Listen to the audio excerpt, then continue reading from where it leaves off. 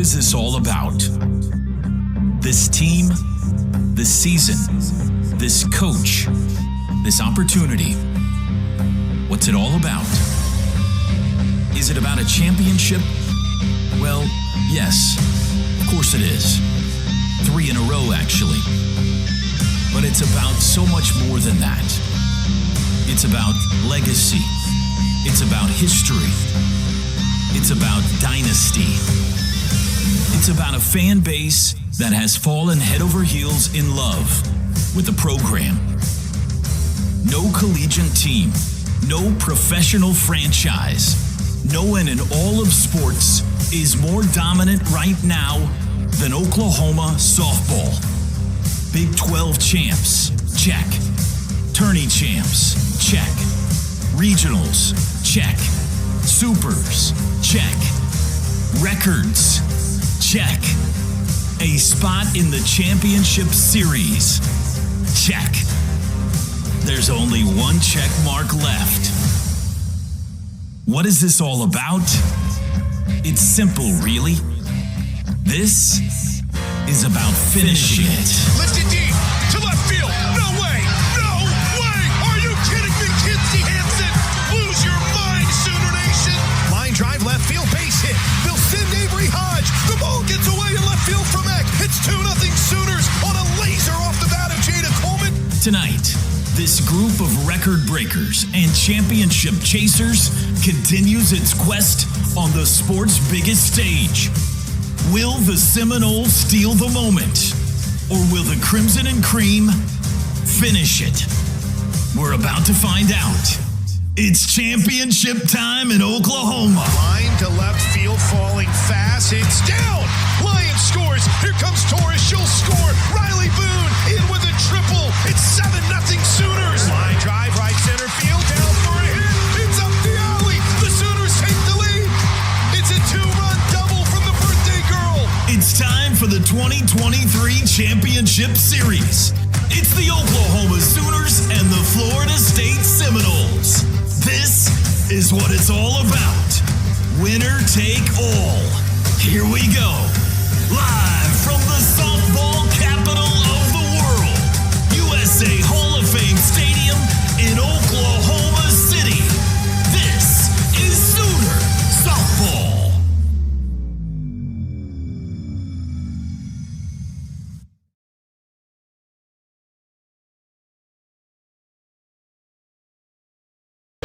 Jordy Ball stalks the rubber. Kaylee Mudge digs in from the left side of the plate. Here we go. Will the Sooners make it 3 straight? Will the Noles crash the party? Jordy Ball rocks, fires, first pitch. Strike right on the outer edge.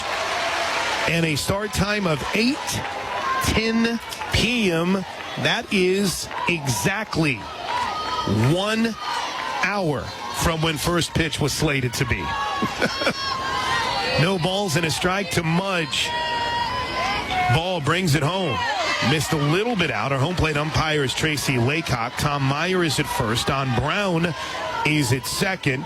And Danny Bowman is at third. Don Brown will be the replay umpire. He's wearing the mic, so if either Lonnie Alameda or Patty Gasso challenge a call, it'll be Don Brown at second to give us all the details. Here comes the 1-1 pitch from Ball. Just a little bit low, 2 balls and a strike. What do you need to see here early from Jordy Ball? Strikes and good pitchers when she is ahead in the count. We're seeing Kaylee Mudge be very patient right now to start this game. Florida State is going to really just try to manufacture runs and string things together. So it's so important for Jordy to have 0 free passes and go right after these hitters. 2-1 is fouled back, evens up the count at 2 balls and 2 strikes. But Jordy, along with that, has got to throw 2-strike pitches. We've seen it on both sides. We've seen some of the OU pitchers at times not have great 2-strike pitches, and we've also seen the Sooners take advantage of some 2-strike pitches. So the 0-2, 2-2, 1-2 is going to be a huge count for Jordy Ball tonight. Here comes the 2-2 pitch. Swing and a miss. Mudge goes down. 1 away. And that's exactly how you start a game. The rise outside, just flat out getting Mudge to wave. It's a great start for Jordy Ball. That's how you set a tone. Here's Janai Kerr, the center fielder. Very talented, athletic center fielder. 3 for 9 in this Women's College World Series. Has driven in a couple, scored a run herself, has walked twice. First pitch from Ball is bounced towards second. Cut off by Jennings. Throws it across her body to get Janai Kerr at first. 2 away. And when I say bounce towards second, it was legitimately bounced towards the bag. And Jennings went over and made the play, and quickly there's 2 down in the top half of the first. And I feel like we saw Janai Kerr put a ground ball swing on that pitch. Jordy's really used the rise ball a lot, and we also heard Coach say in the pregame about how this is the team that tries to chop and use the dirt. I think we're going to see a lot of that tonight. Part of the reason that we also see Tiare Jennings shaded up the middle as much as we do. Here's Kaylee Harding. First pitch to Harding. Swinging deep to right field. Torres has a beat on it. Makes a basket catch down the right field line in foul territory to end the inning. And Mac Leonard will get the start. She has only thrown 3 of the 20 innings that Florida State has played in the postseason.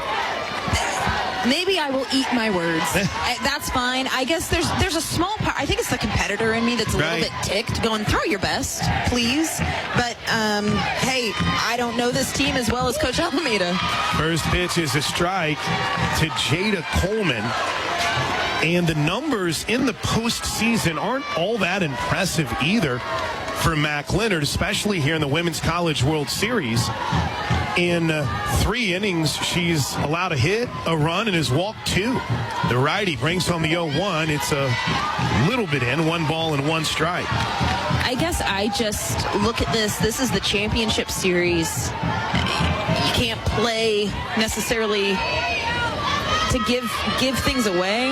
And when you have an All-American pitcher or any other pitcher that doesn't have almost a 3 ERA, maybe that's who you roll with. But 1-1 misses high.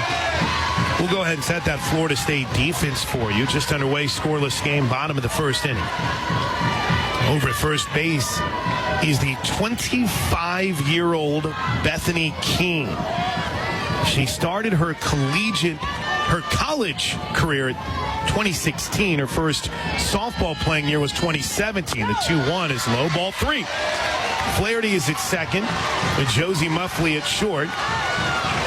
Kaylee Harding is drawn in over at third. Mudge is out and left. Janai Kerr, very athletic in center field. Wade Kaser in right. And Edenfield, the talented catcher behind the plate, as Leonard brings home the 3-1 pitch to Jada Coleman, and it's popped pretty deep to right center field. Ranging over, though, is Kerr to make the catch just short of the warning track, and there's 1 away. Jada gave it a ride, but Kerr had a beat on. And Jada feels good about it. You can see her. She got a good piece of it and just missed it. But as she's coming back, she had that big grin on her face saying, let's go. The issue is you're only going to see Leonard for an inning. Yep. If even that. If the Sooners put a couple runners on, they'll probably go right to Kat Sandercock. Here's Tiare Jennings. First pitch in for a strike. Jennings, what a comeback for her personally on Monday against Stanford. And now, they're taking the teams off the field. I knew this was a worry as soon as this game got started, man. They're taking the teams off the field. And at 9:02 p.m., we are back underway. Oklahoma and Florida State scoreless in the bottom of the first inning. Here's the 0-1 pitch to Jennings, a little bit in. 1 ball, 1 strike. So this resumption was at exactly 9:02. They're spot on the we will resume times. Man, not bad. I'm impressed. I just hope that we get to play longer than we did last time. This game was delayed by about an hour as the 1-1 pitch to Tiare is popped down the right field line in foul territory, out of the reach of Keene, the first baseman. Waycaser couldn't get there in time. And Jennings falls behind a ball and 2 strikes. The wind is a little bit more significant than it's been all night long, blowing in slightly from center field. Trails Golf Club brings you our weather report. Online at trailsgolf.com. Yeah, I was thinking the exact same thing. I'm going, the wind is more of a factor right now than it was at 7 o'clock. 1 ball, 2 strikes. The pitch to Tiare. She had a good cut and fouled it straight back. Say this, Leonard does not have a lot of velocity, but she's going inside. We saw her go inside to Jada Coleman 45 minutes ago, but just went back inside to Tiare Jennings, and she's not an overpowering pitcher velocity-wise, but she's really hammering the inside corner. Jennings is 3 for 11 with a run scored, and of course the 2 runs batted in the Women's College World Series. Has the 1 home run, 2. The 1-2 got her swinging 2 away. And here's Haley Lee, who is still looking for her first hit of the Women's College World Series. She's 0 for 8. And you feel for Haley Lee as if it's about to happen at some point. She has been so red hot this whole postseason. And then we've seen her a couple games here just getting a little bit of a slump, if you will. But really want to see Haley find a way on base. Doesn't matter how she does it. Find a way on base. First pitch to the right-handed hitting Lee is a little bit out, ball 1. Because the overall numbers are really good for their motorcycle riding Sooner designated player. Transferred here from Texas A&M, making her first collegiate appearance in the Women's College World Series. Here's the 1-0 pitch to Lee. Hit pretty deep to right center field, but Janai Kerr had a beat on it. She's cut off by Waycaser. The right fielder flashed in front of her, and that'll do it for the Sooners. And to come out here and do. On the other side, I also expect to see Florida State use a lot of pitchers. You've got to stay within yourself and stay with the game plan. I think that that's going to be the biggest key in everything that the Sooners do this evening. Michaela Edenfeld will lead things off. First pitch, a little bit out, ball 1. Edenfeld has probably made one of the bigger impacts in this postseason. And not just because she's hitting .375 with 2 home runs here in the Women's College World Series, but her makeup routine has gone viral throughout this process.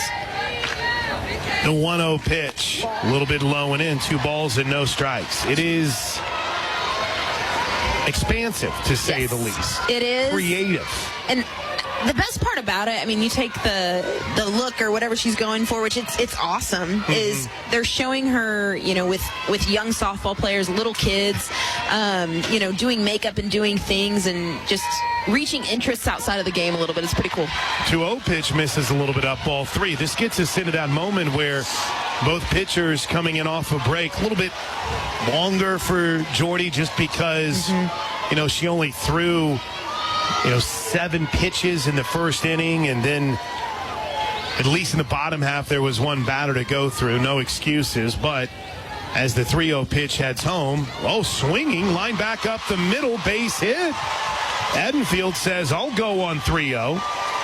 She swung on 3-0 Monday against Tennessee and fouled 1 off and proceeded to walk on the very next pitch. But in this instance, she got a good piece of bat on that. Lined it back up the middle. First base runner of the game for either team. Here's Devin Flaherty, and might see the bunt in play here. Yeah, Florida State uses the short game.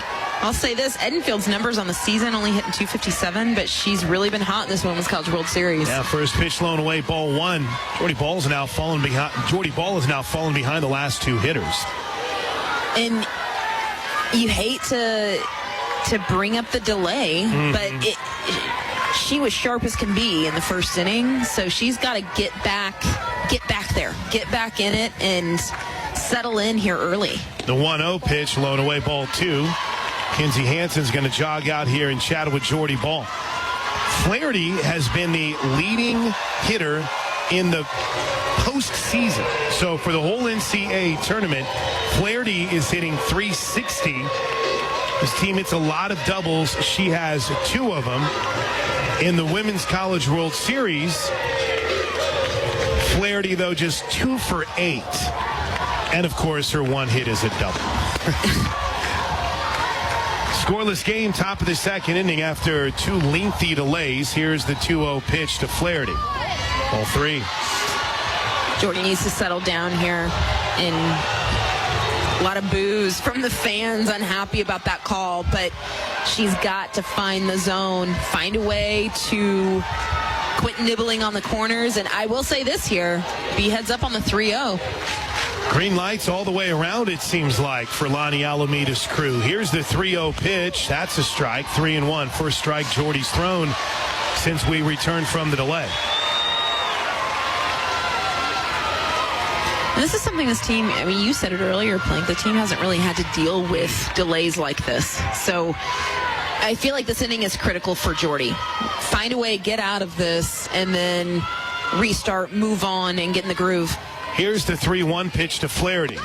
Strike 2. Flaherty thought it was ball 4 and started to move down to first base. And after the Florida State Seminole fans were making some noise, the Sooner fans respond, and now they all stand.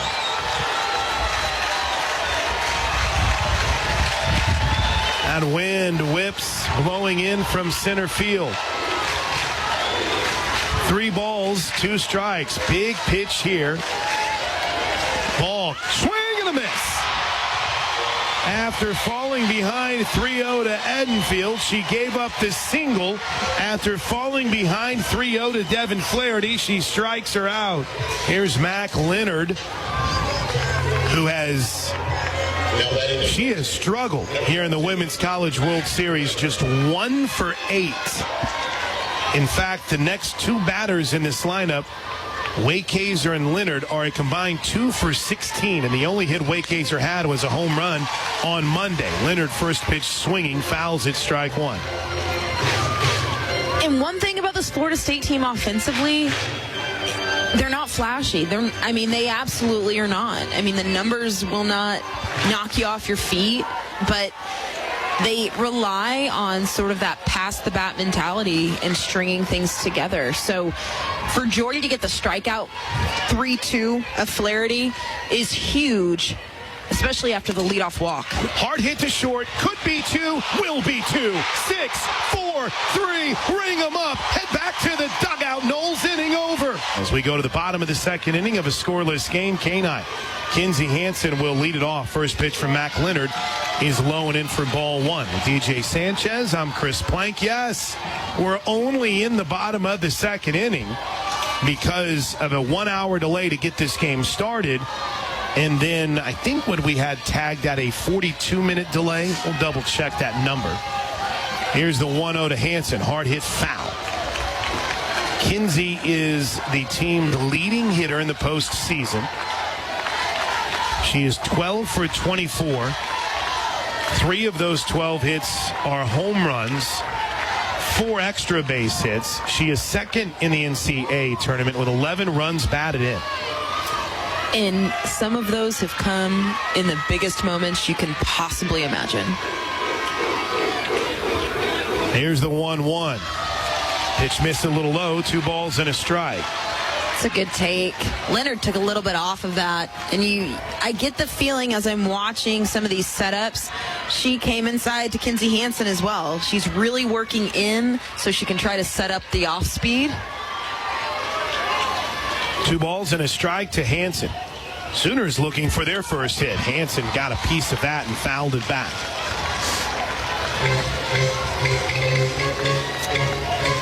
Pretty good little drop ball from Leonard. I know I was a little hot earlier about the pitching, and Leonard is moving the ball well so far in this game, and you've got to know that Florida State has a plan, but she's got pretty good stuff. 2-2 is grounded softly to third. Nice play by Harding. Throws and got it. 1 away. Harding has been fantastic all season long, but has committed a couple of errors over there in the Women's College World Series. Looks smooth on that. 1 away. And one thing for Florida State, and we heard Coach talk about it as well, they are a fundamental team, and they do things well. If they are going to want to take OU the distance, defense is a place that they're really going to have to be sharp, because I feel like we've seen this defense get a little bit sloppy from time to time.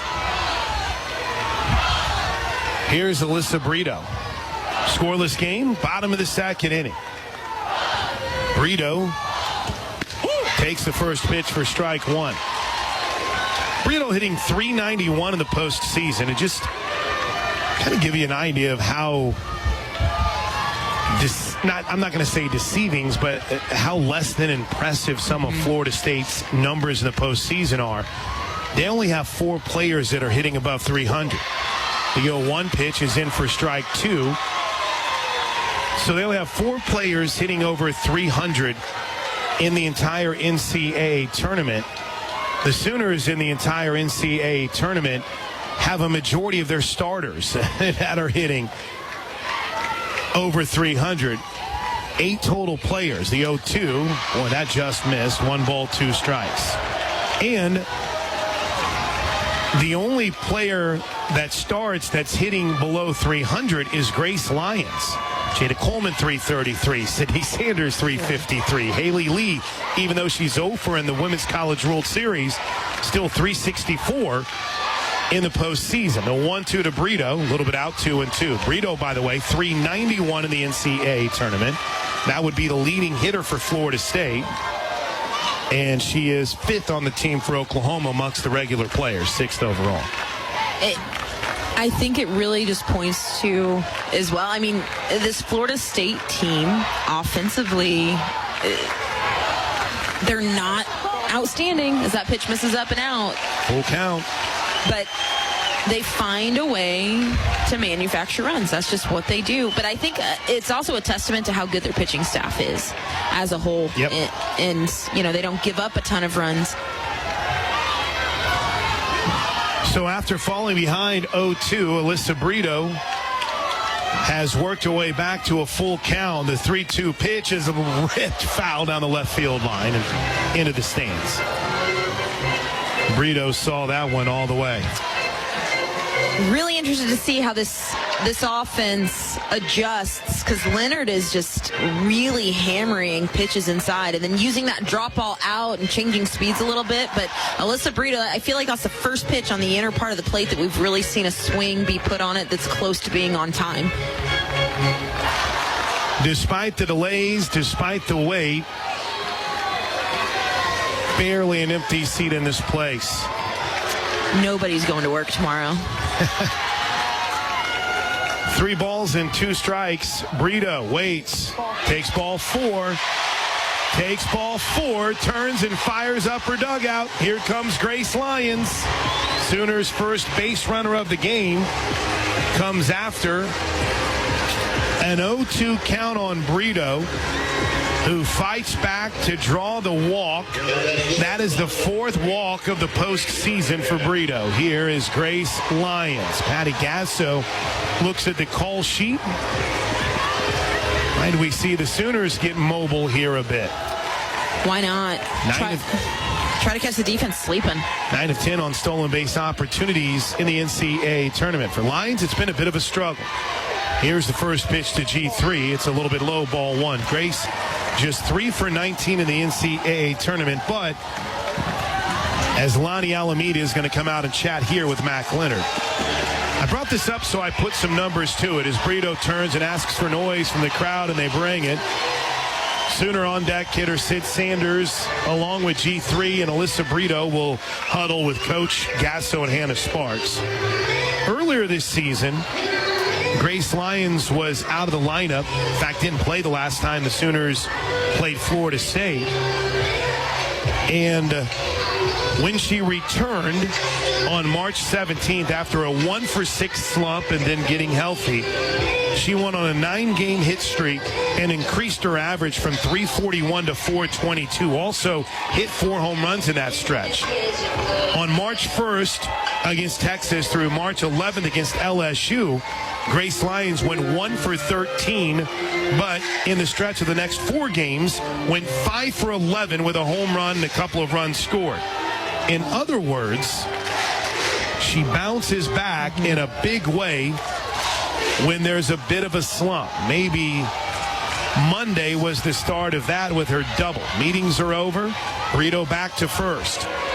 Here's the 1-0 to Grace Lyons. Headed home. Lyons takes ball 2. Off to second goes Brito. The throw is not in time. The ball was in the dirt. Edenfield couldn't get a good grip on it. She threw it, skipped it to second base.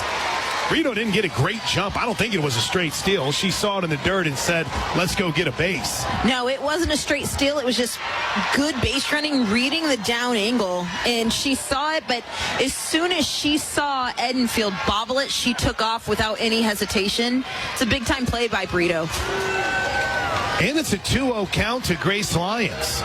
First runner in scoring position for the Sooners here. Bottom of the second, scoreless game. 2 balls and no strikes. Grace is going to get a good pitch to hit here. Now she takes it a little bit in, strike 1. Pitch was inside, and I've talked about it so much in this game so far that Leonard is really living on the inner half of the plate, and you could just see Grace Lyons wasn't quite on time for it. It's a pretty good take. Not a lot she was going to do with it. Here's the 2-1. Ball up, 3-1. That didn't miss by much. It did not. One other streak note for Grace Lyons. In 2022, her numbers are amazing from last year. She went on a 2 for 11 skid, proceeded to start a 9-game hitting streak. Of course. So that's what the captain does. When things go south, they can quickly go north, if you will, for her.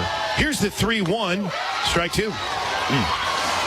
And that's that same pitch that we saw Grace take 2-0. I like, though, Alyssa Brito was in an 0-2 count and saw a lot of pitches. Grace Lyons now working to a 3-2 count and seeing a lot of pitches. They're making Leonard throw everything she's got. Here's a line drive deep down the left field line, off the wall, but foul. That was smoked and about 4 feet to the left of her shot-off Kennedy in the 9th on Monday. Oh, the Sooners are hitting Mac Leonard hard. It is just a matter of time. And no one's fooled. And I would expect to see something on the outer half unless she is really feeling gutsy to go back in, but it better be in. 3-2 is hit softly to short. Down on it. Nice play by Muffley. Throws across and gets her. Brito slid back into the bag, kind of a few steps off. Muffley suffocated it and threw across to retire Lyons. 2 away here for Sid Sanders. In the 3-2 changeup, and you could see everything being set up in, and then what a confident pitch from Leonard throwing a 3-2 off speed. Here's Sid Sanders. Brito at second. 2 outs. OU has been fantastic with 2 outs all season long. Here's the first pitch to Sanders. That's in for a strike right on the outside corner. And I get the feeling with Sydney Sanders, and she struggled a little bit in the Stanford game, both Stanford games, but that she is about 1 swing away from being right back in it. I would agree. No balls and a strike to Sid. That's a little bit out. We haven't talked too terribly much about the first time these two teams met. Sid Sanders, to kind of give you an idea of how much things have changed, didn't even have it at bat in that game. In completely different set of weather, but it was freezing. It was a little bit nippy on that night. Here's the 1-1. Swing and a miss on the off speed. Could pitch. And Leonard's jumped out in front of ball and 2 strikes on Sydney Sanders. And I feel like I've said this quite a bit in the Women's College World Series and postseason, really, in general. If there has been pitchers who can keep these hitters off balance, it's using an effective off speed. And you can really see Leonard playing into that. The conversation needs to be that she's going to throw at any pitch. That ball skips. Good job by Edenfield to get in front of it. 2 balls and 2 strikes. That ball hit before the plate. And it was a back-to-back off speed. So wouldn't be surprised to start seeing these OU hitters start to sit in late rhythm a little bit and take the changeup away. Sanders was 2 for 5 with a run scored and 2 runs batted in the Super Regional. Just 1 for 5 in the Women's College World Series, and takes strike 3 right on the inside corner. Good pitch by Leonard, and Mac Leonard has held the Sooners without a hit through the first 2 innings. We head to the third. Oklahoma and Florida State are scoreless. Jabin, Cammie, and the family checking in from I-40 in western Oklahoma. Bob's listening in Holland, Iowa. Let's get going here in the third, shall we? Get back in the dugout for the Sooners. First pitch to Waykazer is low and in, ball 1. Waykazer has 1 hit in the Women's College World Series. 1. And it was a home run here against Tennessee on Monday night.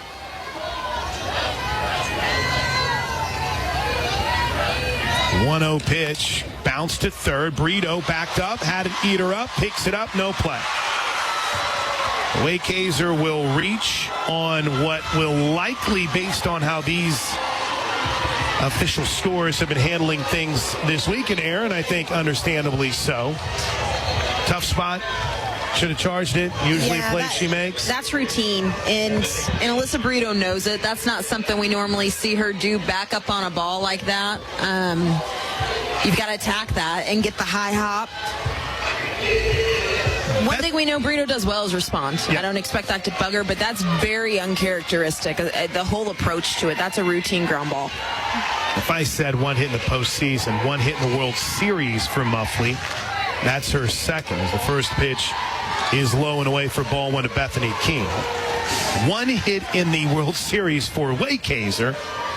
That was her second. I'm really trying to confuse y'all tonight. Here's 25-year-old Bethany King.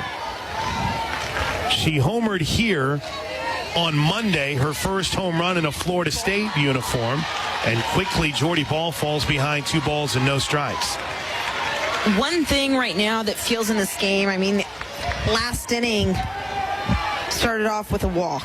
And then the air to Waykazer.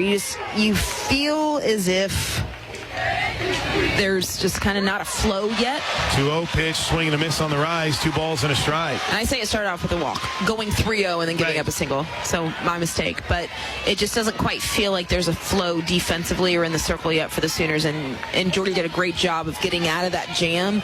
But really want to see on the defensive side of the ball, this team just kind of get in a groove a little bit, because it just feels a little bit out of sorts. Here's the 2-1, swing and a miss, strike 2. 2 balls and 2 strikes. And a good opportunity for Jordy to get in the swing of things, because that was a good pitch that she threw to Waykazer. And then here to Keene, 2-2, 2-strike count. So no better place to get in the swing of things than the 7, 8, 9 hitters. Keene waits, ball, rocks and fires, missed low and away, full count. I mentioned Keene's 25 years old. Her first year in college softball was 2017. She was at USF. She got injured in 2018. So that was her redshirt season. She had a medical hardship season and then had a COVID season. That's a long career. How she's still in school in 2023. She's going to have a doctorate. The 3-2, pop foul, back and out of play. She's had, she's had 2 redshirt senior seasons. And she transferred to Florida State in 2022 and really didn't play all that much. She was an everyday starter for USF and then transferred to Florida State in 2022 and is just now starting to get a few extra ABs in this FSU lineup. Here's the 3-2 pitch to Keene. Got her swinging. Jordy took a little off it. Keene drilled herself in the ground. There's one away. It's a big-time pitch, and it's not even close to Keene. There are a few things that I love more than a 3-2 changeup. And that was a beauty. Sooner CK is in Trussville, Alabama. Amy Volker reigning in Choctaw, but way out of the 8-mile range. Tim Scrives in Lexington. Appreciate everyone tuned in tonight as Josie Muffley, a member of the ACC All-Tournament team, digs in. Runner goes. Hansen throws high. Stolen base. Hallie Waykazer gets what, at least from my research, is the first stolen base on the Sooners since the Baylor series. And that's what Florida State will do.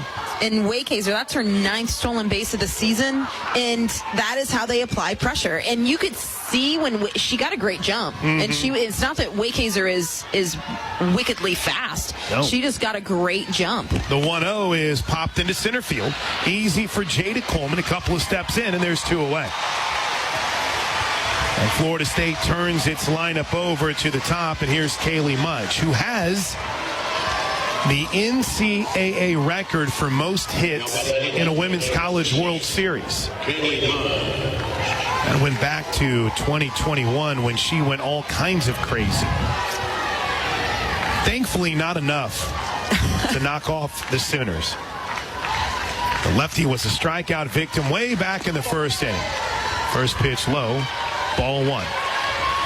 This is just such a huge place. You've got Florida State doing what they do, finding a way on base with the air, taking a bag, and then rolling it back to Mudge, arguably one of the best hitters in this lineup with a runner in scoring position. This is how Florida State operates. This is how they get runs on the board. So huge place here for Jordy Ball. 1-0 is popped foul and out of place.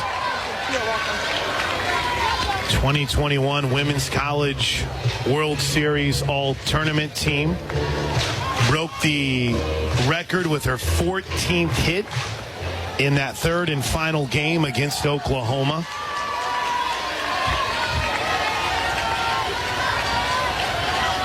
And in a big spot here early in a scoreless game. Here's the 1-1. Strike 2. Good pitch on the inside edge. Such a good spot. And one thing I do notice about it, though, Kinsey Hansen was set up outside, and that pitch broke in. So I'm curious to know if that was it looked to me like a missed spot. Regardless, you take the called strike, but Kinsey Hansen was not set up for that pitch. It looked like it crossed her up a little bit. The 1-2 from Ball, swinging a foul straight back. Mudge, by the way, is in her final season, I believe. Nope, she has another year of eligibility. I apologize. Her freshman season was 2020. So if your freshman season was 2020, you still have the COVID year. I wouldn't want to be the one having to figure out all of it. I still get confused by it. Here's the 1-2 pitch to Mudge. A little low, 2 balls and 2 strikes. Sooners trying to work around a leadoff error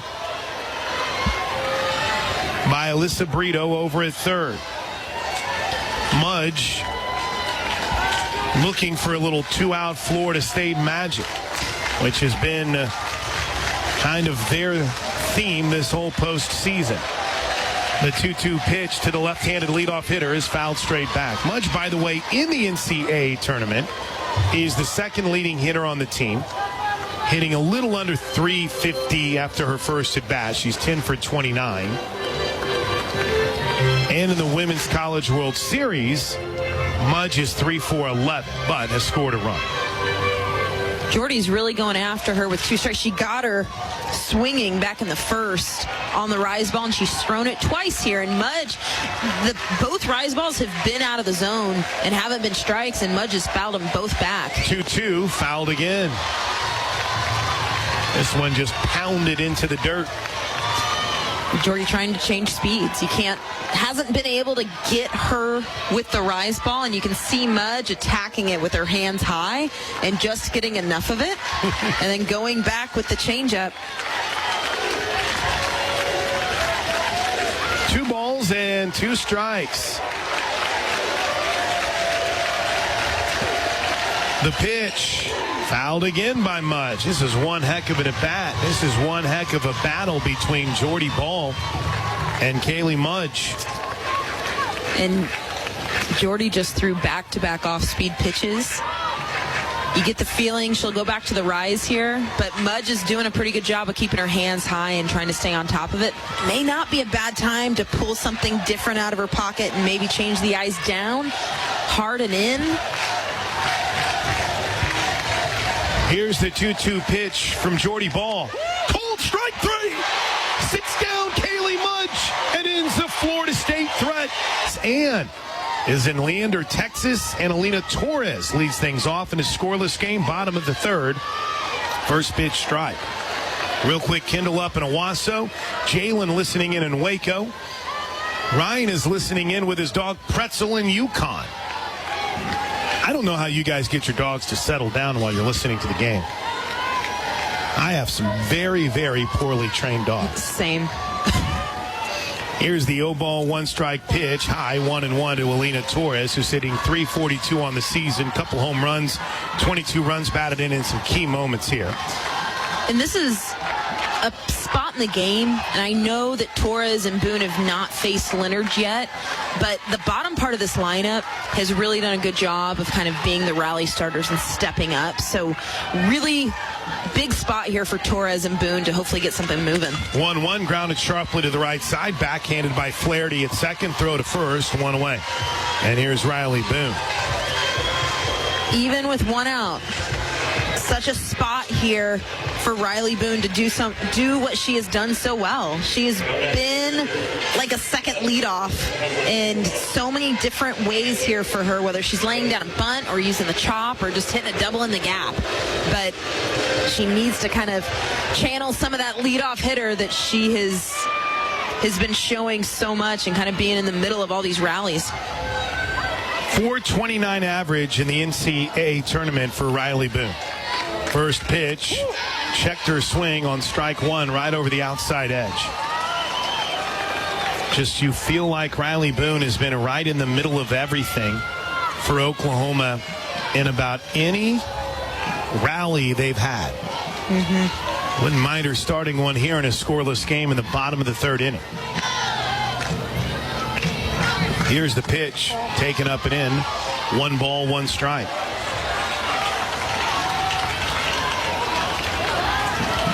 Boy, this ended up being a very pleasant night.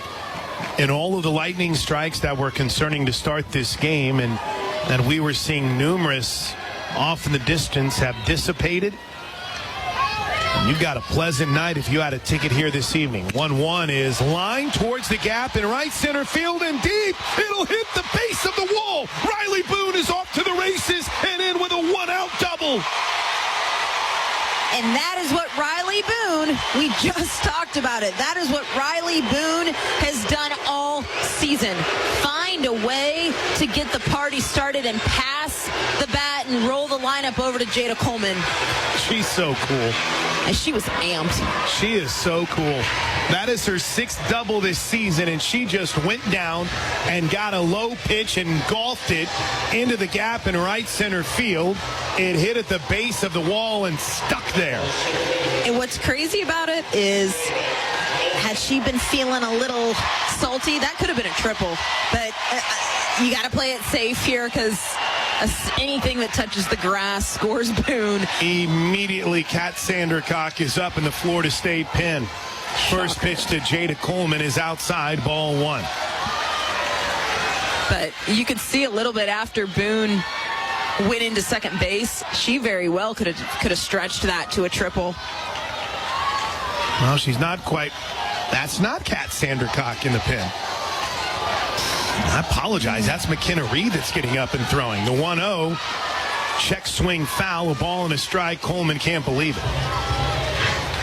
Oh, yeah, it is. Okay. They got the one side of the bullpen that's hidden from us, and that is Sandercock warming up on the far side, I believe. Surprise TV hasn't given us a shot of it yet. Maybe they have. 1 ball, 1 strike. Jada flied out deep to center field her last time up. The pitch. Up high, 2-1.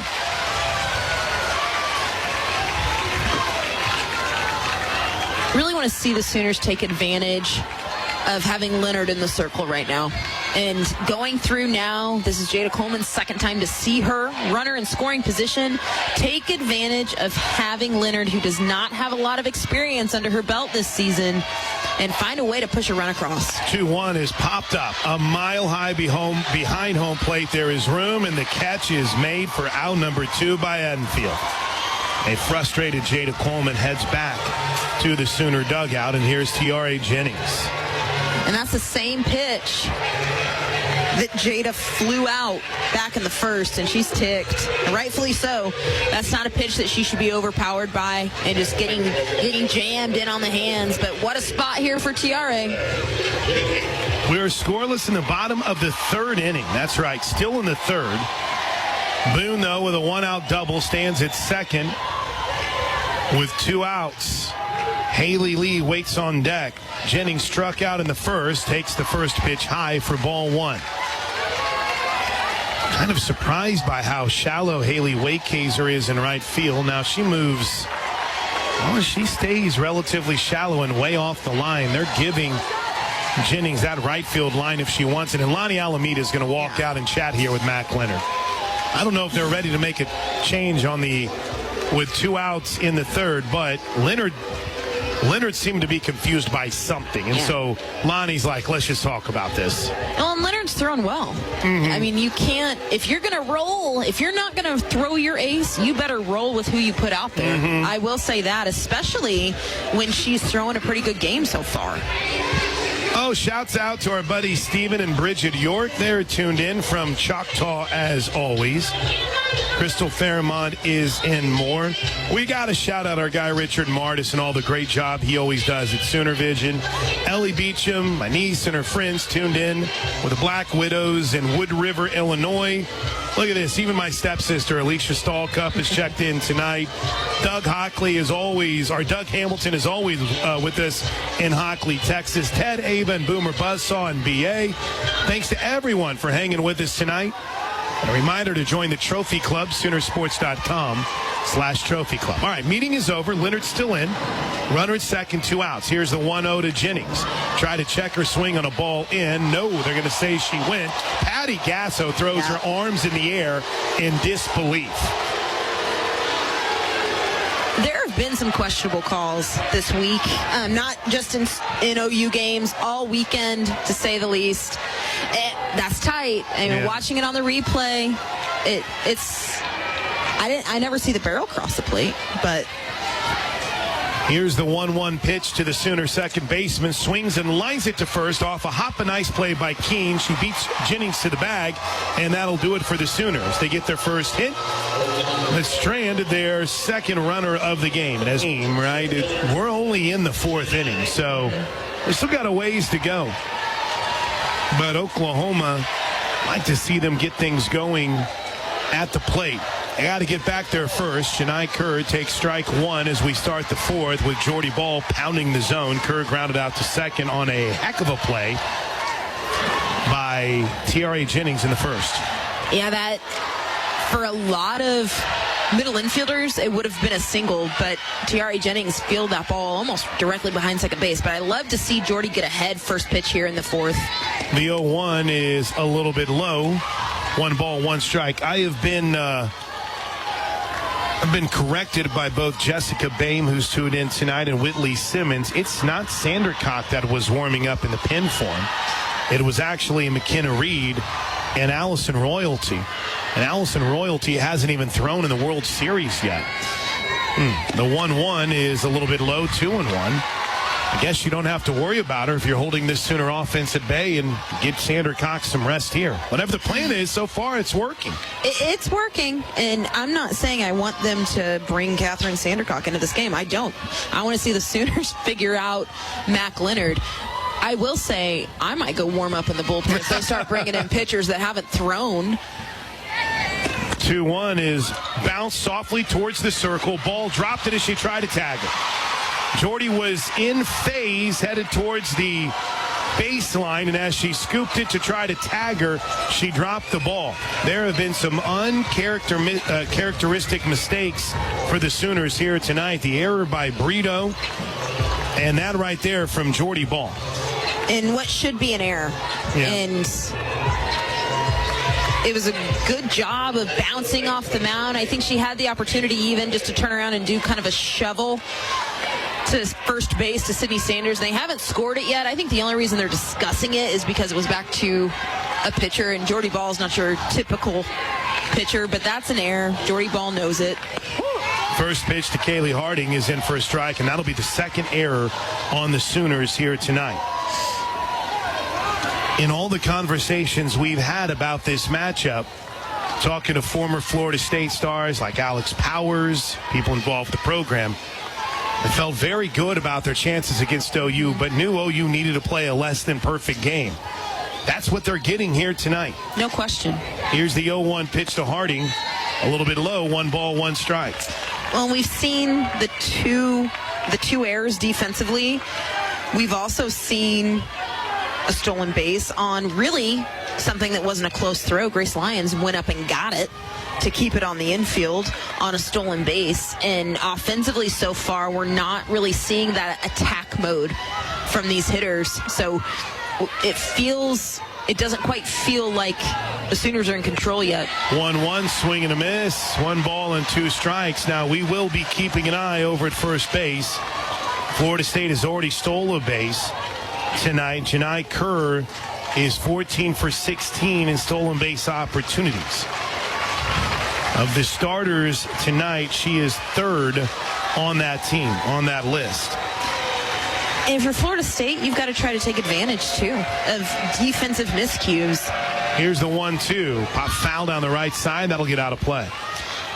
One way you take advantage of a defense that looks a little bit out of sorts is to continue to apply pressure. You apply pressure by taking off on the base paths. Our buddy Jerry Isbell did report to me what Coach Gasso said to ESPN about the weather delay. Quote, we live in Oklahoma, so we've been in these positions before. It's nothing new to us. But we're trying to square it up and get a feel. It's early in the game, and I'm not worried. Coach Gasso isn't worried. I'm not worried. But a nice little 6-4-3 double play could do wonders for my worry. The pitch bounced foul at the plate. It's a good spot. Up and in. One thing these Florida State hitters like to do is put the ball on the ground. We even heard Coach Gasso say it, which I feel like is why we are seeing so many rise balls from Jordy.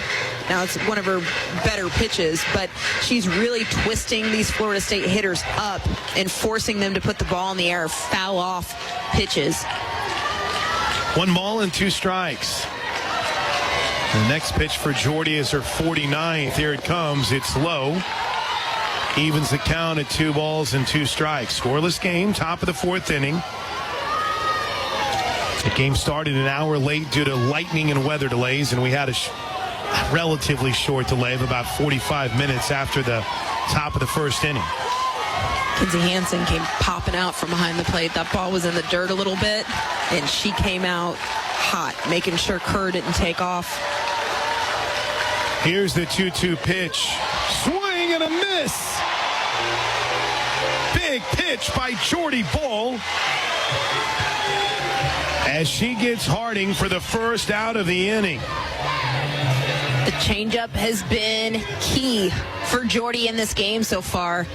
She's really using the rise ball a lot and then getting these Florida State hitters off balance with the changeup. It has been such a huge pitch for her, and she's going to have to keep using it throughout this game. Edenfield has the only hit for Florida State. She took a 3-0 pitch back up the middle. First pitch from Jordy Ball is fouled off to the right side for strike one. She is definitely the power source in this Florida State lineup. On the season, Edenfield has had 13 home runs. But again, it's a team that just, well, I'm not going to mention they don't have a lot of home runs. But as compared to Oklahoma, the home run numbers wouldn't blow you away. They have just 5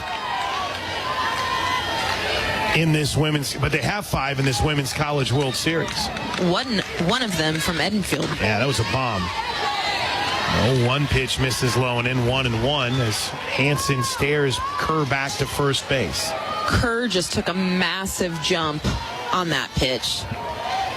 I mean, she was a third of the way to second base. It was a huge lead. Here's the 1-1 pitch as Jordy Ball stares in on Michaela Edenfield. Has the only hit for Florida State, and they hit her right on the leg. I mean, square on the knee. And Florida State has multiple runners aboard for the first time tonight. I'll say this, as I'm looking, the stat line so far for Jordy is really odd because she's given up 1 hit, but Florida State has had multiple runners in scoring position. They've all gotten there via error or free pass, and that is not something we typically see from this team. Devin Flaherty, first pitch, line drive, foul. That went down the left side as Kinsey Hansen gets a new ball from our home plate umpire, Tracy Laycock. Tom Meyer over at first, Don Brown at second, Danny Bowman at third. Flaherty, a strikeout victim in the second inning. That was after the single by Michaela Edenfield. No balls and a strike. Second time Florida State has put a runner in scoring position here today, and there's another foul ball in the exact same spot. Good pitches. Good to see Jordy working ahead. And really, she hasn't been in too many positions where she's behind in counts. I mean, even to Edenfield, I mean, she hit her on a pitch where she wasn't necessarily in a tough spot, but payoff pitch here. You feel Florida State is trying to take away the rise ball. You can see it in their swings, just trying to get on top of it somehow, similar to what we saw OU trying to do against Kennedy. First and second, 1 away. Top of the fourth, Florida State threatening in a scoreless game. The pitch from Jordy Ball, foul straight back. And that's another rise ball. And typically we see that pitch with a swing and miss. And we're seeing a lot of foul balls on it, which is forcing Jordy to throw something different. Now, she's had success with the off speed, and that pitch has been deadly tonight. But they're also forcing her to come back into the zone with something else. It's an 0-2 count to Flaherty. This hasn't always been a good count for the Sooners here this weekend. Jordy brings it home. Bounce to the right side. Sanders on the big hop will take it to the bag for the out. And there's 2 away. Kerr moves on to third. Edenfield to second. And here's Mac Leonard, who hit it hard the last time, but right at Grace Lyons. And I think that play will be under-celebrated because it looked so routine, but that's something as deep as Sydney Sanders was playing that could have gotten dicey real quick with the hop. So she did a really good job of attacking the ball and catching the hop and not trying to sit back on it. Had she sat back just a hair, that ball would have eaten her up. Here's Mac Leonard. Has a chance with 2 outs, but Jordy Ball pounds the zone with strike 1. Like she took a little off it. 61 miles an hour, I'd say so. No balls and a strike to Leonard, who again grounded into that 4-6-3 double play, but has struggled in the postseason, specifically the World Series. Just 1 for 9. Here's the 0-1 pitch from Jordy Ball. Line drive down the line, foul. just foul. She was fooled, too, but got enough of it to poke it down the right field line, but pulled it a little bit too much. And it's an 0-2 count.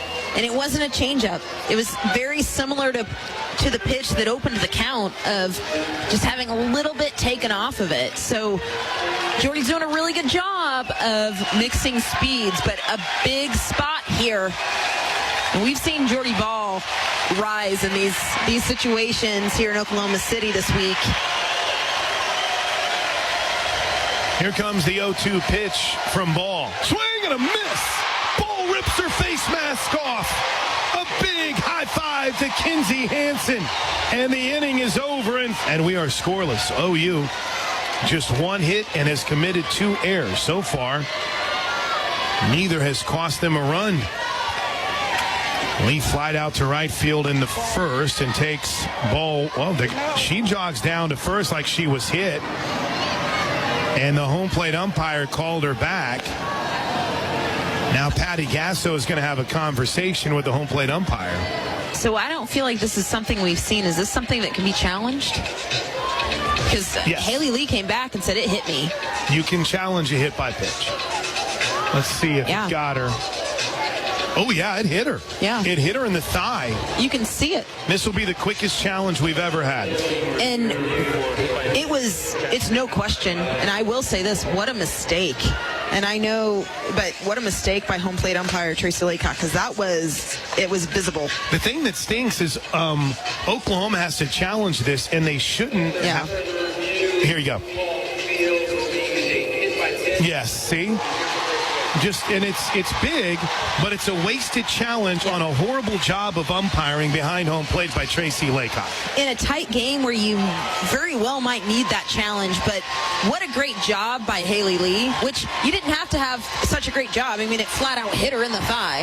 So what a terrible job by Tracy Laycock. You can't miss that. Not on this stage, not ever, but you can't miss that. Haley Lee is fired up. She got to the bag, and now she's going to be replaced by a pinch runner. And that pinch runner is Jordy Ball. That's the beauty of the flex. You're able to take, because Jordy Ball's sitting in the 10 slot, the flex spot and pitching, which means her and Haley Lee essentially are connected. Mm-hmm. So you can flex her up and not even have to use a substitution.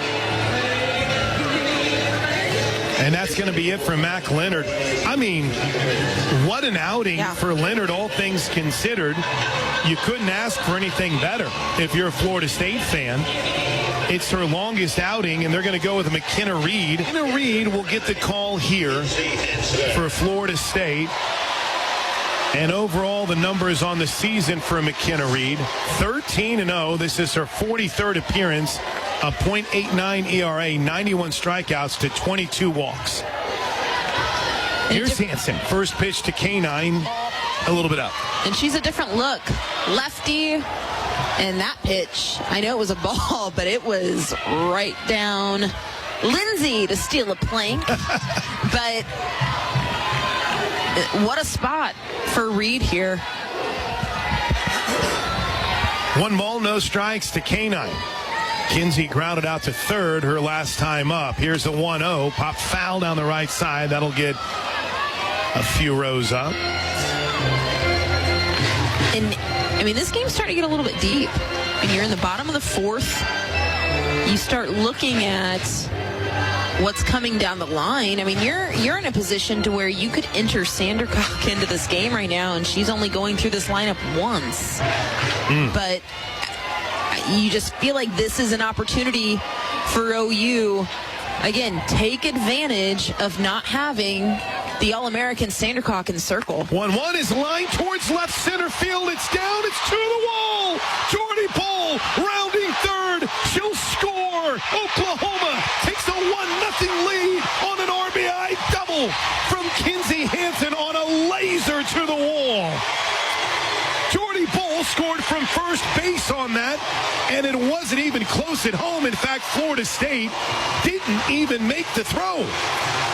And right on cue, talking about taking advantage of them entering Reed into this game, Kinsey Hansen makes it look easy on a pitch I mean, it was right down the middle.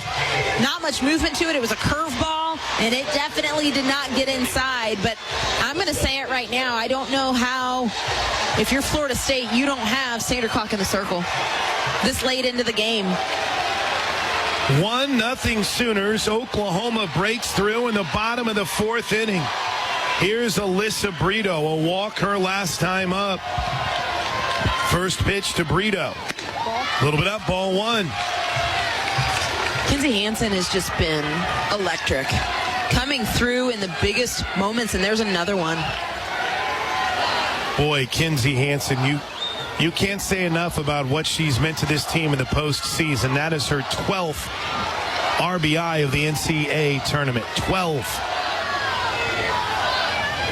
Here's the 1-0 pitch to the Sooner third baseman. Did she? No, just dropped by the catcher, and off to third goes Hansen. Brito had checked her swing. It's a ball and a strike. Thought it was a foul ball, but it was not. And I would want to know, was that on the call or on the check swing? Because, okay, it's a strike. Edenfield just flat out missed it. We've now Florida State's going to come together in the circle. The Sooners have a runner at third on the pass ball. We've seen that a few times in this tournament. The Tennessee catcher had all kinds of problems with the ball popping out of her glove. Edenfield had it happen 3 or 4 times against Tennessee here on Monday night. Yeah. And not mistakes you expect to see on this stage, but it happens. It happens. And that was actually an off-speed pitch. Just kind of caught her at the end of the web. Meetings are over. Reed stares in the lefty. Here's the 1-1 to Brito. Ooh, Brito had a cut and fouled it straight back.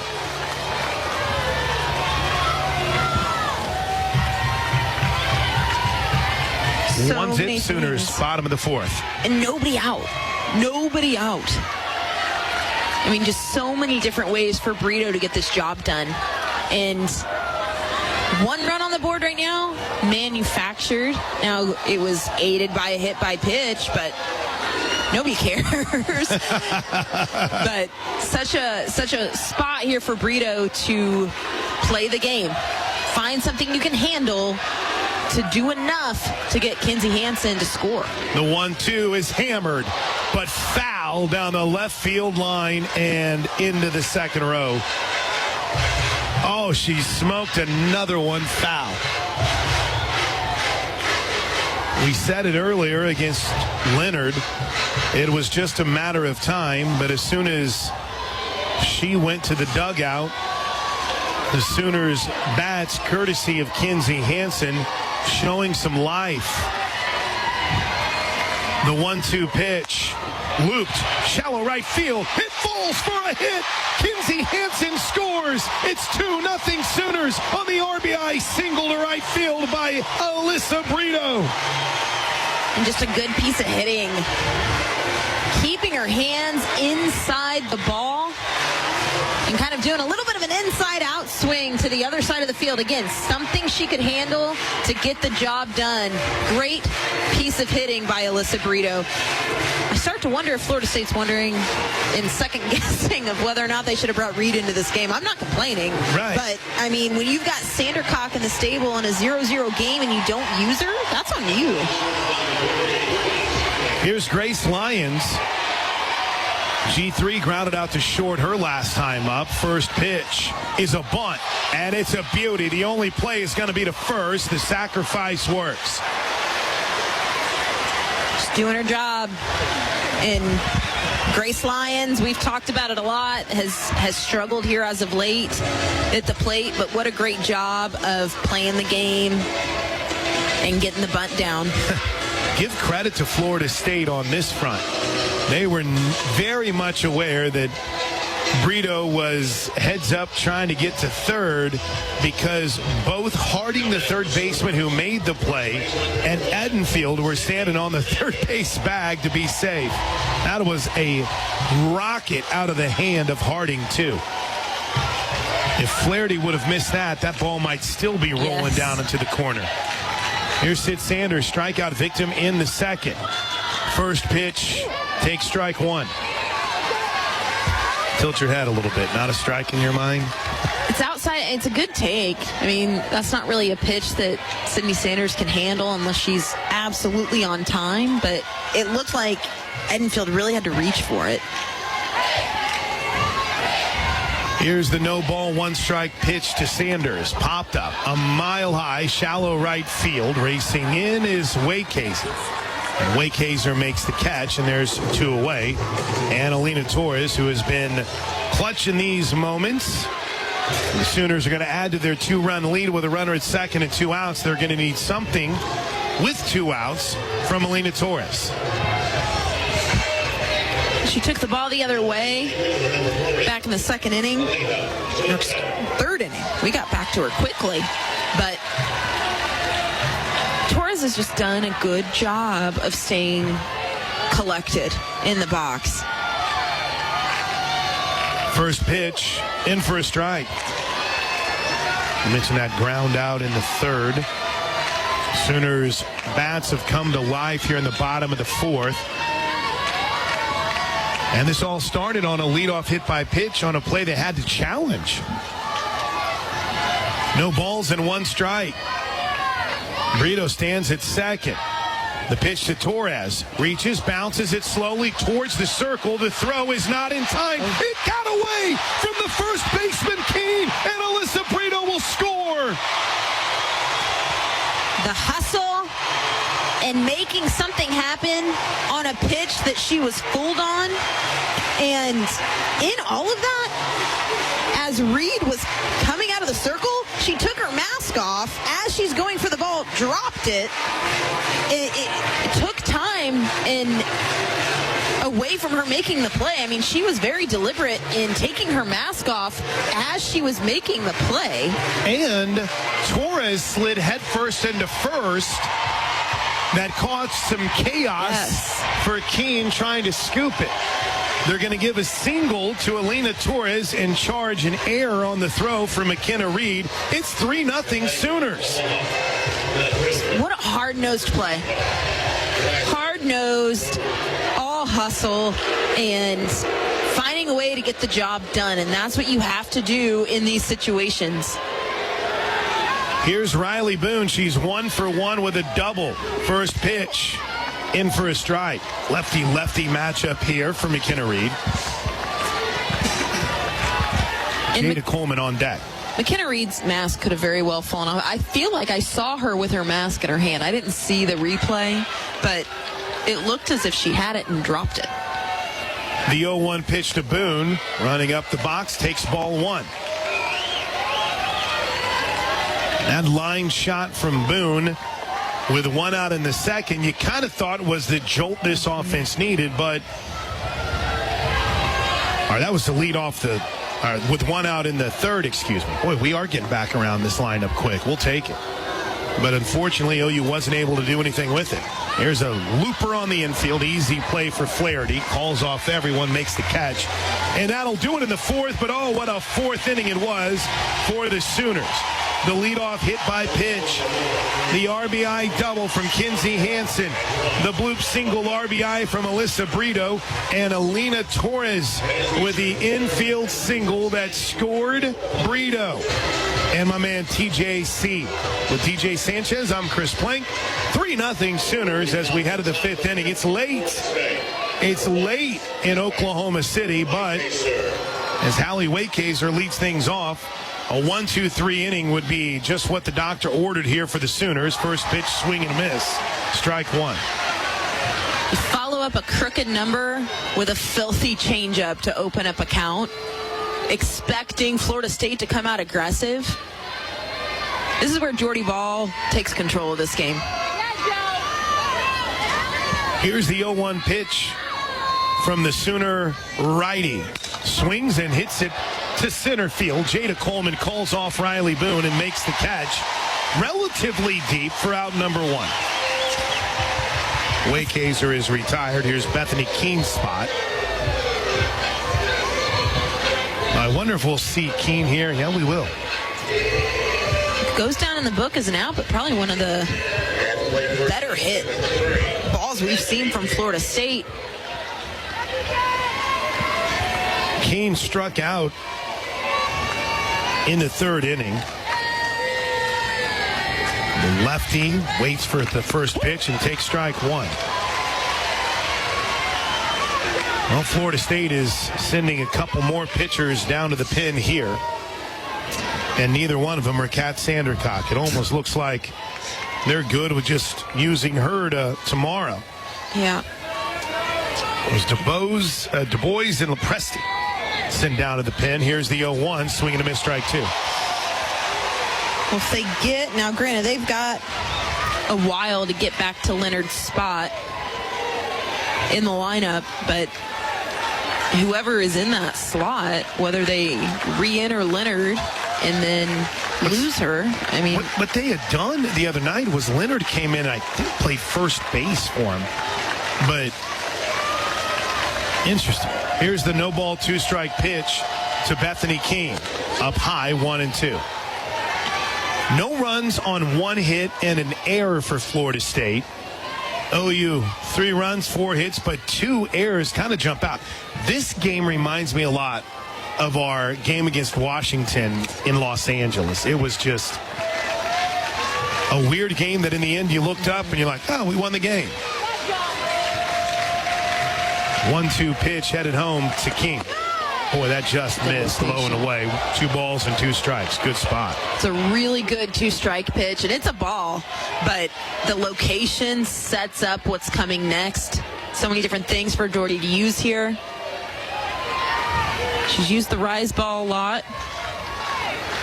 2 balls and 2 strikes. Throws the rise here. She's going to need to get it in Keen's eyes. The pitch. Inside out swing fouled into the stands. Everyone okay? This is my every game reminder for those of you that might have tickets and are heading out tomorrow. Head on a swivel down the line. The only place you're really safe is behind home plate. Now going back to what you kind of were saying, Plank, about the game not feeling crisp, almost, and you know. 2-2 pitch. Swing and a miss. You mentioned get the rise in her eyes. She did. It's a good job. And you can just see the pitch setup. And what I like to see is that Jordy's made an adjustment with the rise ball. She's thrown it a lot, but she's elevated it just a hair to get it out of that range where we've seen it get fouled back a ton. And she's starting to adjust and starting it a little bit higher and still getting the chase. 7th strikeout of the game for Jordy Ball. First pitch to the shortstop. 9-hole hitter Muffley is ball 1. 3-0 Sooners, top of the 5th. These two teams tomorrow night, hopefully without the weather delays. This isn't a 4-hour and 30-minute game. It'll actually be 3:30. We started at 7. Here's the 1-0 pitch. A little bit low, 2-0. This game has had a weather delay that got it started exactly an hour later from its scheduled start time as far as the TV broadcast was concerned. And then we had about a 40-minute delay when lightning hit right after the top of the first inning. Here's the 2-ball, no-strike pitch to Muffley. Loop to center field. Easy play for Jada Coleman. That is the first 1-2-3 inning for Jordy Ball since the top of the first inning. Yeah, it is. 3rd appearance in the postseason. She's 0-1. Did start a game. So down 3-0 in the bottom of the 5th inning. Allie DuBois is the choice. 4 1/3 innings in the postseason. 4 1/3. 5 hits, 2 runs. And she faces Jada Coleman. Coleman lays down a beautiful bunt, and she's going to beat it without a throw. I mean, you could not have walked out and placed a ball in front of DuBois and said, make this play more perfectly than Jada Coleman just did for her first hit of the night. And that's Jada Coleman knowing a scouting report and taking advantage of it. She bunted it right back to DuBois and made her try to field her position, but you could see Harding swoop right in because, again, the scouting report probably says that DuBois does not field her position well. Coleman aboard, first pitch to Tiare. Jennings is lined right to the shortstop, Muffley, who tries to throw behind Coleman, but Jada gets back in, and that was an absolute laser and an absolutely spectacular play by Muffley to go up and get it. That's probably the hardest hit ball we've seen in this game. That pitch was laced. And what a great job by Jada Coleman, because Muffley made a great play and she froze and found her way back. Haley Lee was hit by a pitch and then Pinch ran for, and now she digs in with a runner at first and only one out. 3-0 Sooner. Allie DuBois making her Women's College World Series debut, and the first pitch hangs up high for ball one. Boston University, our Boston College transfer, is Allie DuBois out of Torrington, Connecticut. Did I say Boston College? Boston University, the Terriers. BU. Torrington, Connecticut. Here comes the 1-0 pitch to Haley Lee, and that hangs up high, ball two. Not one to judge, but it doesn't look like Allie DuBois has the most electric stuff that we've seen in this NCAA tournament. It's not outstanding. You know, I keep thinking as I'm watching sort of the merry-go-round of pitchers who haven't thrown a lot from Florida State, and I go back to what Coach Gasso said in the pregame. 2-0 pitch to Lee is bounced towards short. Muffley makes the play on the short hop, but her only play will be to first, and there's two away. Well, she's got 2 outs here, but let's face it, that's about the hardest hit ball we've seen off the bat of Jennings, and she just fooled Haley Lee a bit. And a pretty good play by Muffley. And Muffley's a great shortstop defensively, and catching Haley Lee a little bit out front on the inner part of the plate, but good job by Muffley. But we're starting to see solid contact, solid outs. Yep. And you were saying something from Coach Gasso? Yeah, Coach said in the pregame, she goes, you know what, this team, they never think about losing, or something to the effect of there's so many things surrounding it, and they don't think about losing. They just go out and play the game. First pitch is low for a ball. And then it never creeps into their mind. And I guess just as I'm watching the way that Florida State has handled their bullpen, and Coach Alameda is one of the best. Absolutely one of the best. And I am very far from knowing any better than Lonnie Alameda. The 1-0 pitch to Hansen is ripped into left field. It's a base hit. Patty Gasso waving home Jada Coleman with the 4th run of the game. Making a 2 RBI day for K9, and it's 4-0 Sooners. And Kinsey Hansen continues her tear, but I feel like that's perfectly on cue to the point I was about to make of saying in the 4th inning when Florida State did not go to their ace in Sandercock, and then now putting out pitchers. I mean, this is DuBois' first experience in the Women's College World Series. You're going to put her out there in the championship series. It's almost as if they're taking the approach of, well, if we lose this game, right, and we'll throw Catherine Sandercock in game 2 and hopefully not face Jordy Ball. I don't understand the approach. And you want to know what sets those two teams apart? It's that. Here's the first pitch to Brito. Ground ball down the third baseline, fair. Under the glove of Harding, into the corner, but quickly thrown back in by Mudge. It's a 2-hit day for Brito. It's 4-0, and here's Grace Lyons with runners at first and second. And stringing things together with 2 outs, something this team does so well, and they've done it all season, and especially in the postseason. Stringing things together with 2 outs. Well, what a spot here for G3. It's 4-zip. Laid down the sack bunt the last time up. She's 0 for 1. First pitch in the dirt, ball one. Man, Hanson's, she has some room off the bag at second. I mean, is it crazy of me to wonder, is there something wrong with Sandercock? I mean, could you got to start wondering. Right. I mean, now it's probably foolish to bring her in at this point, but still, earlier in the game it wouldn't have been. No. Here's the 1-0. It's slow ball 2. Well, think about 2 innings ago. I mean, the Sooners at that point had made multiple errors. Jordy Ball was not dominant in the circle.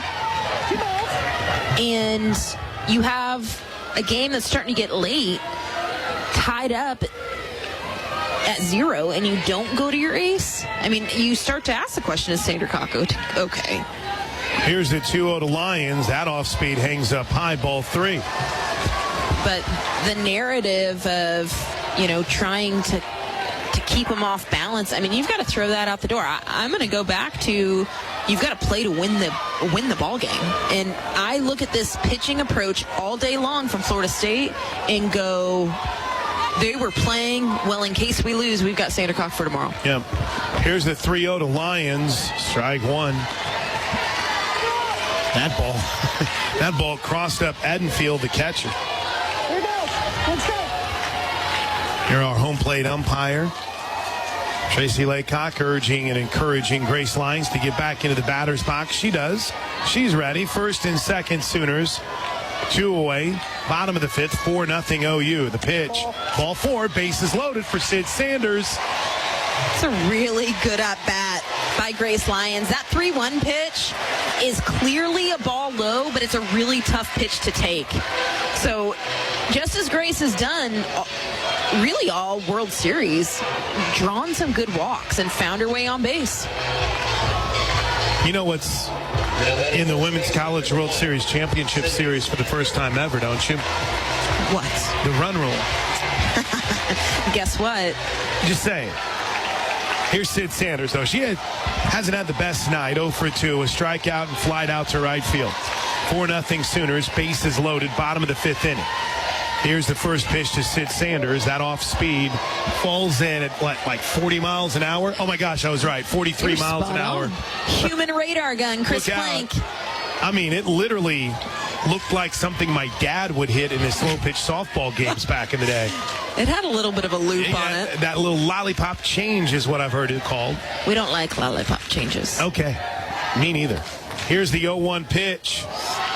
That's in for a strike, and Sanders has looked at a couple of good pitches here. No balls and 2 strikes. Sid's going to take a little walk.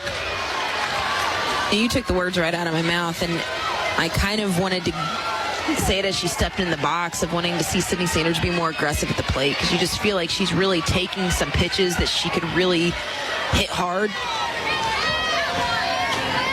Here's the 0-2 pitch to Sanders. That off speed is driven deep, but not deep enough to right field. Under it, having to make a couple steps back to catch it is Allie Waykazer in right field, and that'll do it for the Sooners. Go to the 6th. Back to work for Jordy Ball. Lead off, Kaylee Mudge, who is 0 for 2 with a couple of strikeouts. And those strikeouts have been huge because Mudge is such a table setter for this team offensively, and Jordy Ball has just owned her so far in this game. So right here, going through this lineup again. Mudge shows bunt, bunts it right to Ball. Easy play, throws to first, 1 away. Please bump the ball back to our pitcher. I know Jordy had the error earlier, but she has been smooth in the circle all year. Well, she had the error on really what was a relatively tough play. She had to go a long way for it, but we expect her, just as she expects herself, to make that play. But please, 1 pitch, bunt it back to her, let her be an athlete. Well, here's Janai Kerr. She can get Florida State back in this game with 1 swing of the bat. In fact, this 2-3-4 spot in their lineup is a place that's dangerous as the first pitch is fouled back for strike 1. Aggressive so far from Florida State. Down 4-0, and Kerr came out with a hack. And you can see Mudge just trying to get something done, but a poorly placed bunt.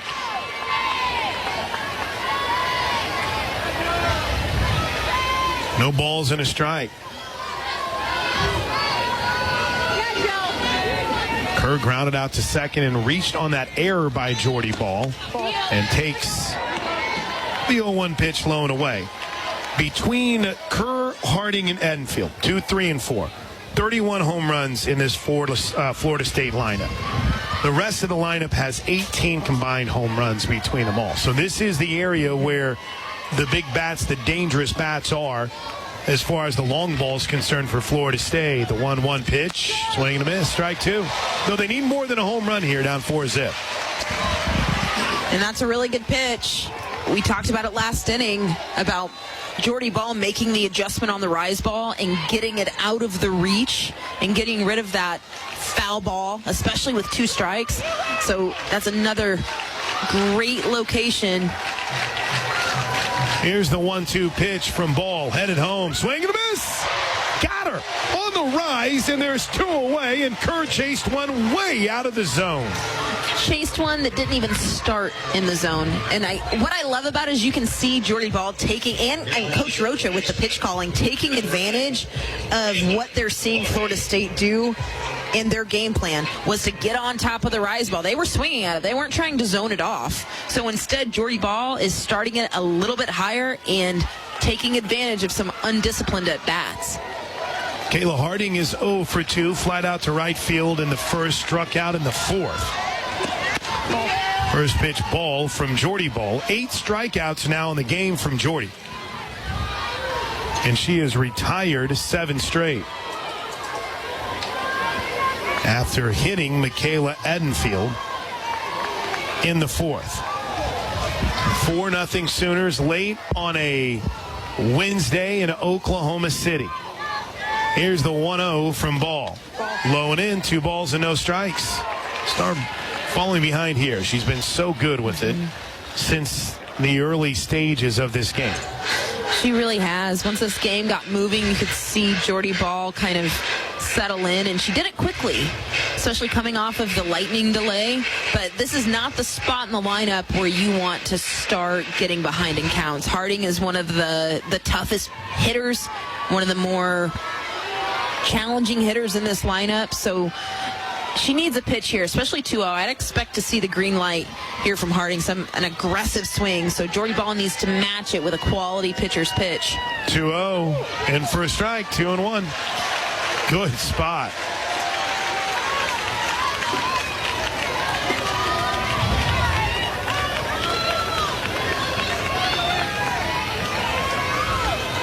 Harding asks for time as she digs in. Jordy's ready, staring in. Whips that hand out of the glove. The 2-1 pitch is laced to center field and deep. It's going to get over the head of Coleman. One hop off the wall. Coleman throws a strike back in. Harding is out by a mile. And didn't even slide. Jada Coleman, you are some kind of athlete. She played that ball perfectly off the wall. Threw an absolute strike to T.R.A. Jennings covering. And may have just put the dagger in the heart of Florida State. My goodness. They call it the greatest show on dirt. Expand that to the outfield when Jade is out there. The greatest show on grass, too. Another new pitcher for Florida State. And it's another pitcher making her World Series debut. Still weird. As Allison Royalty is in.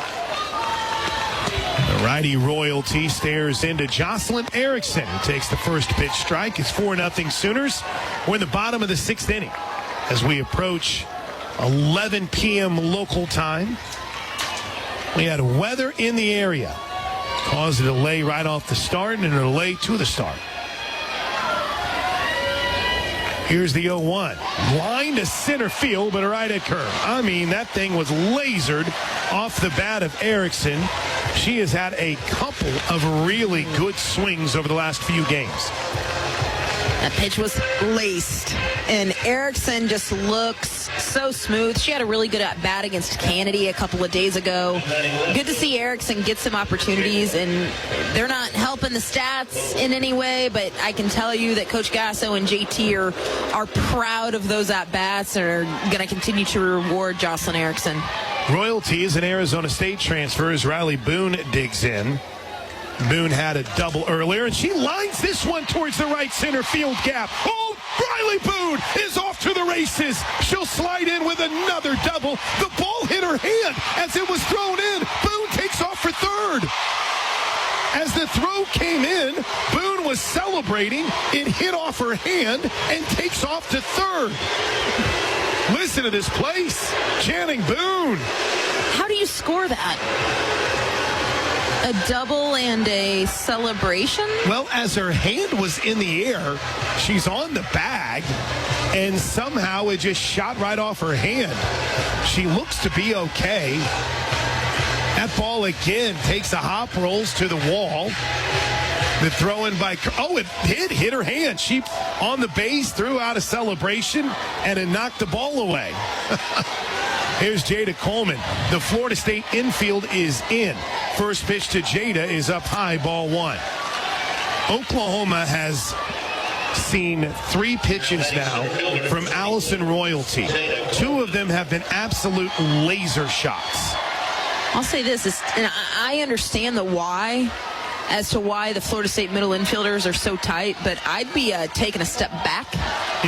1-0 pitch is high, 2 balls and no strikes. Because Royalty is not fooling anybody, and Riley Boone, when she got to third base, the very first thing Jada Coleman did was look at her, and Riley Boone gave it's right here and a little bit in, and just basically said, unload, it's BP.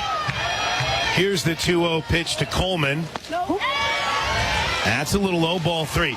To give you a little background here on Royalty, this is her Women's College World Series debut. And so far in the postseason, she's only thrown 2 innings, and that came against South Carolina in the regional. The 3-0 pitch to Jada Coleman is called a strike. And you know what? I don't even know if that's right about when she threw against South Carolina. Yeah, I am. That's her only postseason appearance. Came in the regional against South Carolina in Game 6 of that regional. Here's the 3-1 to Coleman, ball 4. I'm done trying to understand the pitching ideas. I get it now. You're not going to Sandercock now. You're down 4 runs with 6 outs to go. Or, 3 outs to go. But, I mean, the Sooners have just taken advantage of inexperience in the circle from Florida State. T.R.A. Jennings is 0 for 3. I mean, it's wild. This game is 4-0. A relatively tight game, relatively close game, but you feel like it's over. Yep. I mean, you feel like Florida State is just done. Well, and you get the impression in the way that they're going about the game. That's not what this team does, as that pitch falls in for strike 1. But this is a scrappy team that fights, and after Jada Coleman, now granted, it was a heck of a play that Jada Coleman made off the wall and threw out Harding at second base, but Harding didn't even slide and then walked all the way from second base back to the dugout. Unreal. The 0-1 runner goes, ground ball through, past a diving Muffley into left field. Boone scores. It's 5-0 Sooners on the hit and run, executed to perfection by T.R.A.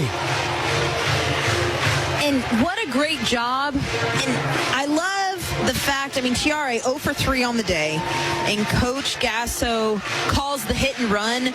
Sometimes a hit and run takes the pressure off of the hitter because you know your job's to swing and to put the ball on the ground, and sometimes that makes your job easier in some ways.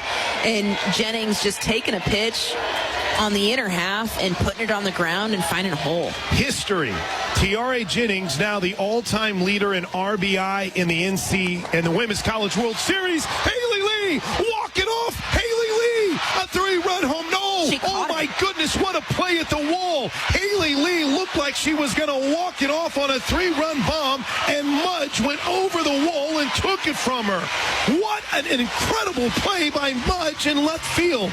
That's got to be one of the best defensive plays we've seen from someone not named Jada Coleman here in Oklahoma City. Wow.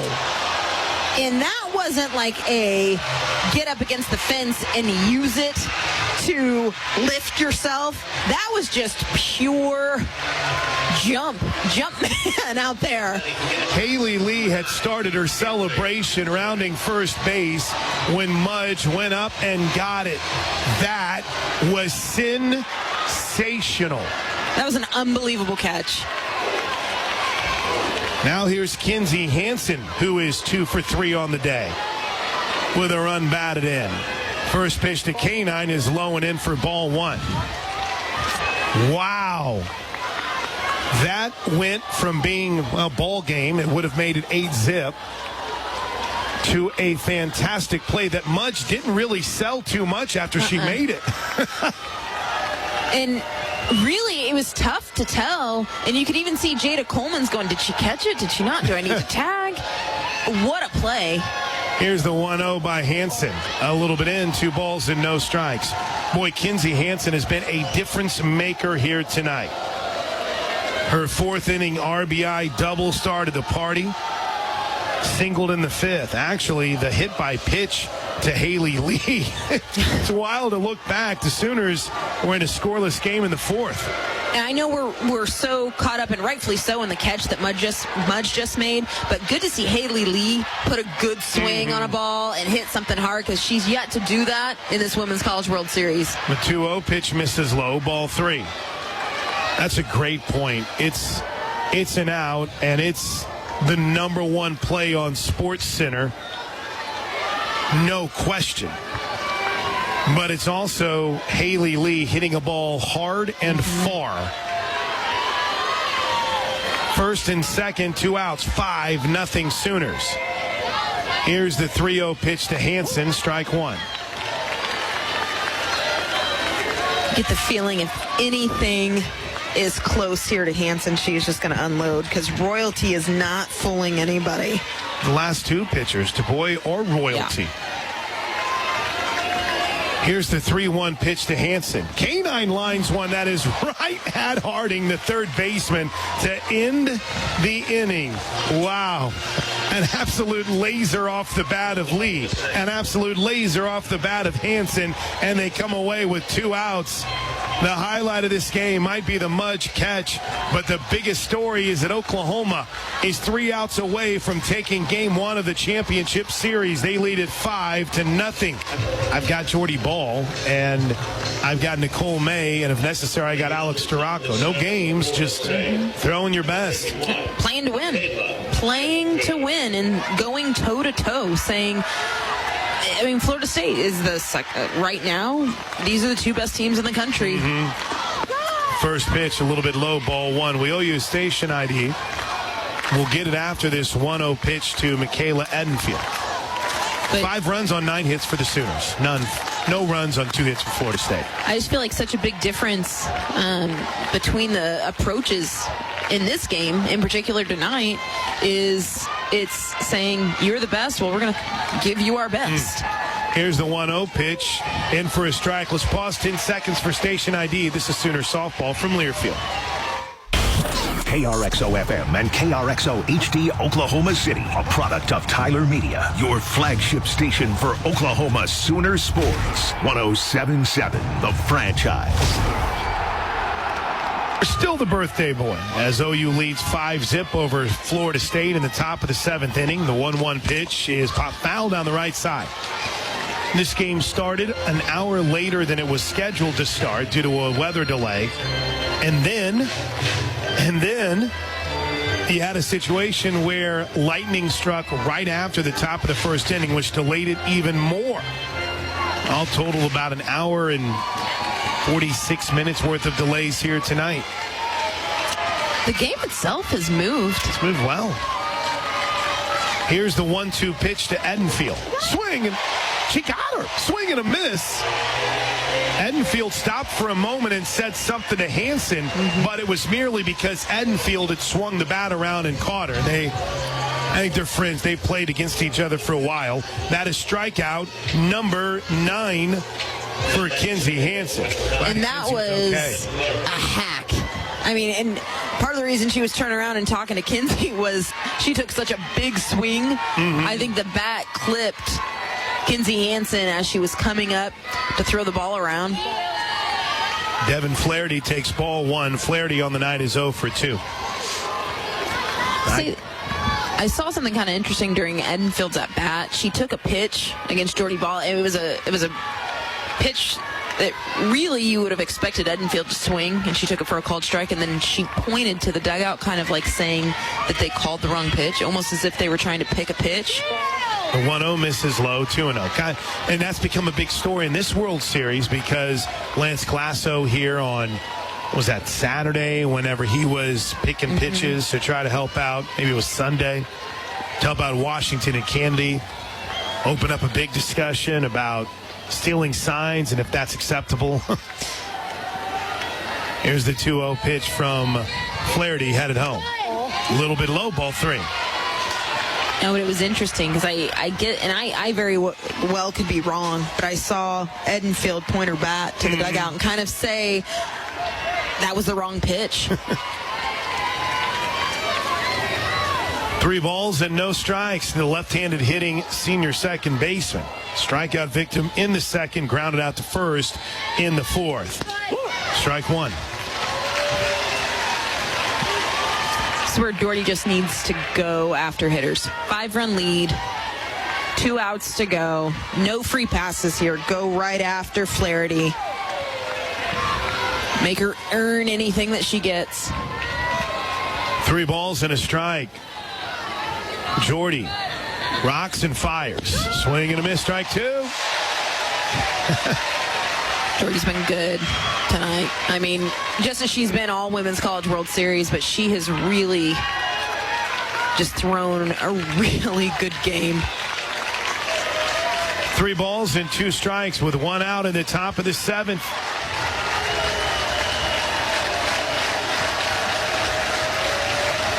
Ball brings it home. Cold strike 3. Flaherty thought it was ball 4. She started walking down to first base. Not so fast. Strikeout number 10 from Jordy Ball. It may have been a little outside, but when you've struck out 9 and you've been around the zone for most of the night, when the game gets deep and you've thrown a lot of strikes, you get the call in the river. This is how it goes. Katie Dack is going to pinch hit here. Dack hit a home run against the Sooners earlier this season.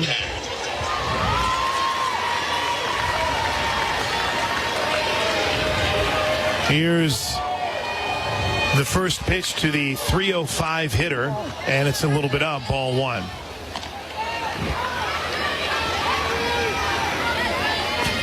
Dack, if I remember correctly, hit a bomb in Norman. Yeah. In the matchup when Florida State came to town. 5 runs on 9 hits for the Sooners. Jordy Ball has allowed 2 hits. Here's the 1-0. A little bit low, 2-0, and for the second straight hitter, Jordy Ball falls behind.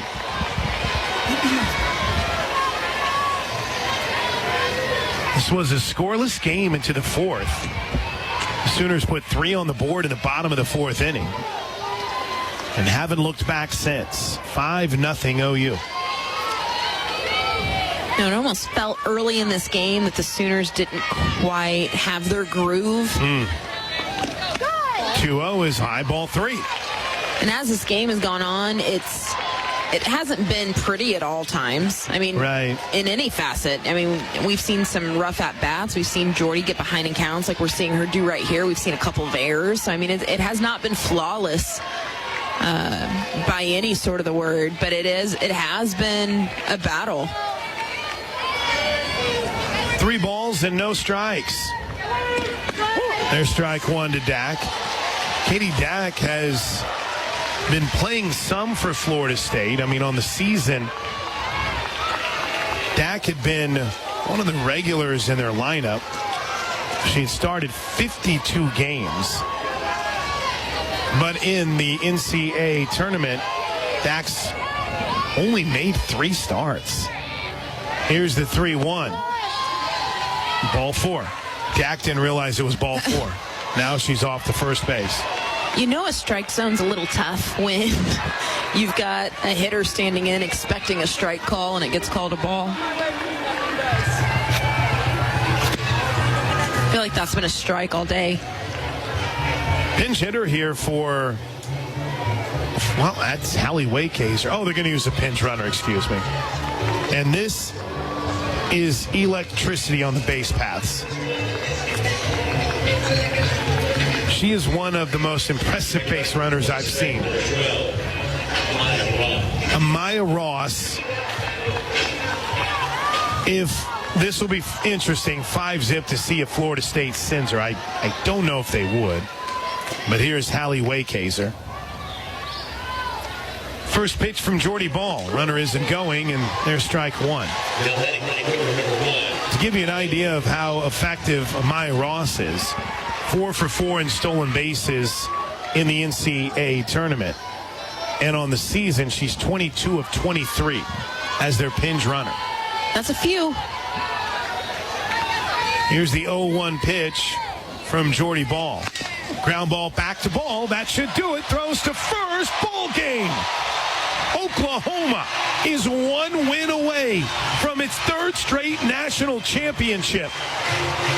They suffocate the Seminoles on a night where things didn't start so well for the Sooners, but they finished with a bang.